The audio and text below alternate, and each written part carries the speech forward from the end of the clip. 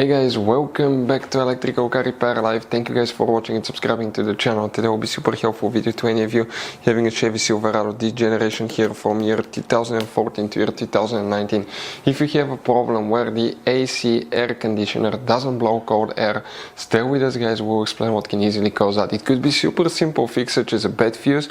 It could be something that 9 out of 10 people do not know that even exists. Stay with us, we'll explain about that.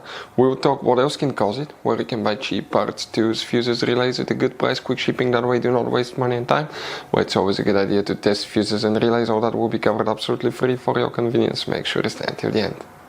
Before we start, let us tell you a little bit about us guys. Every single car we get here at the garage, we try to make at least 200 to 300 free repair videos. We take them completely apart. We show you how to fix engines, transmissions, engine codes, engine lights, fuses, all that stuff guys. Why we do all that? Because our mission in the shop is to save you guys as much money as we can. All we need in return, please subscribe to the channel, like the video. That way we can keep providing these videos absolutely free. Now guys, we have more than 14,000 free repair videos on our YouTube channels that can save you thousands of dollars in future repairs. So please check them out, and they can save you quite a bit of money now or in the future. Hey guys, so now what can cause your Chevy Silverado AC air conditioner not to blow cold air? Multiple things. We will list them in a little bit. Make sure to stay until the end. But the first thing you want to check is your fuses, because it could be super simple fix. You need to check fuses for air conditioner, AC, clutch, climate control.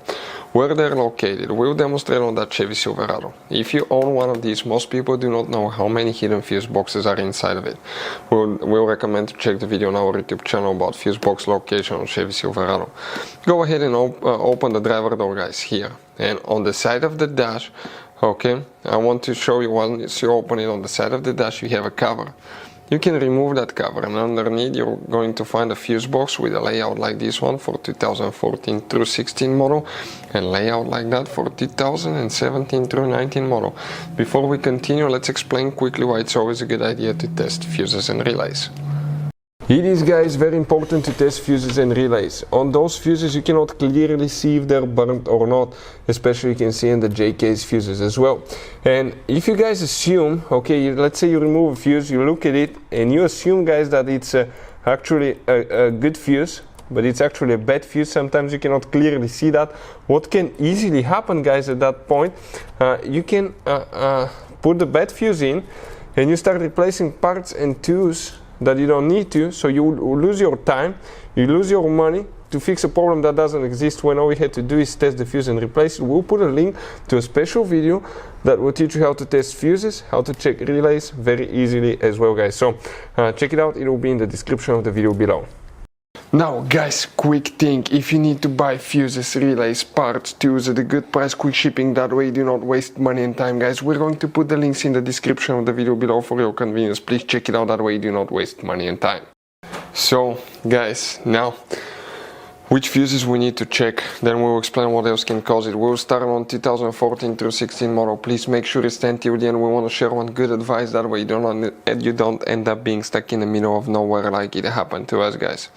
Here you need to first check fuse number 22. So if we zoom in, we're talking about this double fuse here. That's a special fuse. We'll put a link in the description of the video below where you can get it from. Then you need to check fuse 26. If you guys have 2017 through 19, the location of the fuses will be exactly guys the same. Fuse 22 and fuse 26. Now then what we need to do, we need to guys open the passenger door, and on the passenger side of the dash you have a cover. Open it. You're going to find a layout like this one for 2014 through 16 model. Here you will need to check guys fuse number 43. We're talking about this fuse here. If you guys have 2017 through 19, the location will be exactly the same, fuse number 43 again. Then you need to open guys, you need to open the hood, and under the hood on the driver's side you have a fuse box under this cover. Open it. You're going to find a fuse box with a layout like this one for 2014 through 16 model, and layout like that for 2017 through 19. Let's start with 2014 through 2016. We're going to zoom in a little bit. will be working, okay, mostly in that section here. So let me zoom in a little bit more so you can clearly see now things. Here we need to, guys, check fuse number 35 right here, fuse number 52 right there. Then you need to, guys, check fuse number 56 right here and fuse number 57. If you guys have 2017 through 19, you will need to, guys, check fuse 35, 52, but now that thing here is fuse number actually 55 and this is 56. That's the only difference here. If the fuses are good, what else can cause it, guys? Check your serpentine belt. Make sure you don't have a belt that broke or it's loose, because that will cause the AC not to work. Next, you need to check the level of the freon, guys, okay, of the refrigerant. So the refrigerant, okay, you need to check to make sure that you have good pressure connected to the low pressure port. Read the pressure, okay. If you don't have pressure, that means you have a leak in the system. So leak can be caused by multiple things. Leaking condenser, this is the radiator on the front. Leaking compressor, leaking seal, leaking evaporator, multiple things can cause it. Now, if you have good pressure but it still doesn't work, it could be, guys, something else. Let's explain about that now. It could be bad AC clutch. This is the clutch right here. If you want to see how to test AC clutch, we have multiple videos on our YouTube channels that will teach you that how to test AC clutch on a car. Next, it could be a bad AC compressor. Most people will assume that they'll buy a new compressor with the clutch assembly when all you have to do is just replace the clutch. But in some cases, it's not the clutch causing that. You will have on many new models that AC pressure solenoid.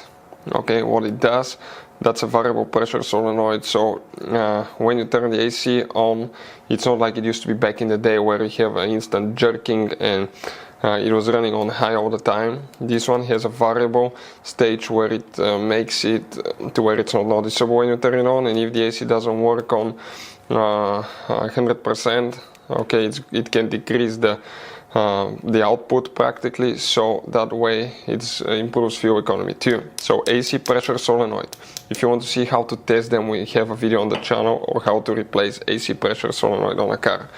Next, it could be bad AC compressor too. If you want to see how to rebuild, how to fix AC compressor, we have videos how to do that. Now, if the AC compressor is good, freon is good, belt is good, what else it could be, guys? It could be one little device known as AC pressure switch. This is the device on the high pressure AC line that detects how much pressure you have in the AC system, and it tells the engine computer if it's safe to activate the compressor. Bad AC pressure switch can cause that. For any of you that want to see how to test AC pressure switch without removing it, we have videos how to do that as well. Next, check the fuses and relays for radiator fan. Bad radiator fan will cause the AC not to work. Why? Because the truck's computer will try not to overheat the engine, so practically will deactivate the AC if the fan is not working. So bad fuse, bad relay for radiator fan, bad radiator fan can cause that as well. Make sure the connectors for the radiator fan are plugged in as well. We've seen that cause it too. Now, another thing, your AC, guys, may be working perfectly fine, but it blows hot, warm air. The air conditioner blows hot, warm air. What can cause that? Now, guys, depending where you have a single or dual climate control on your Chevy Silverado, for instance, this is a dual climate control. You have two of these. Okay, if you have single climate control, it's one. What is that? This is behind the dash. It's known as a blind door actuator. What it has inside, let me show you. Just cheap plastic gears usually, and a motor. They usually crack or start skipping, or the motor quit working. This device actually controls the blind door that mixes from hot to cold. And sometimes when they fail, it will be stuck in hot position and your AC is working perfectly fine, but it will blow warm because of a bad blind door actuator. If you want to know what are the symptoms of bad blind door actuator, we have videos on our YouTube channels that will teach you guys what to expect, how to test it, and all that stuff. Those are the most common things that will cause air conditioner not to work properly based on our experience here at the garage. Now guys, you have all kind of different fuses and relays in that Chevy Silverado. You have different fuses, relays that could be really hard to find, especially if you're in the middle of nowhere. And one time we needed a replacement one, we couldn't get one, we were stuck in the middle of nowhere because of that. So what we do now, we always get some spare fuses, relays, keep them in the glove box for a peace of mind, guys. That way you do not get stuck in the middle of nowhere like it happened to us, guys. Hopefully the video will be helpful. Thank you guys for watching and see you next time.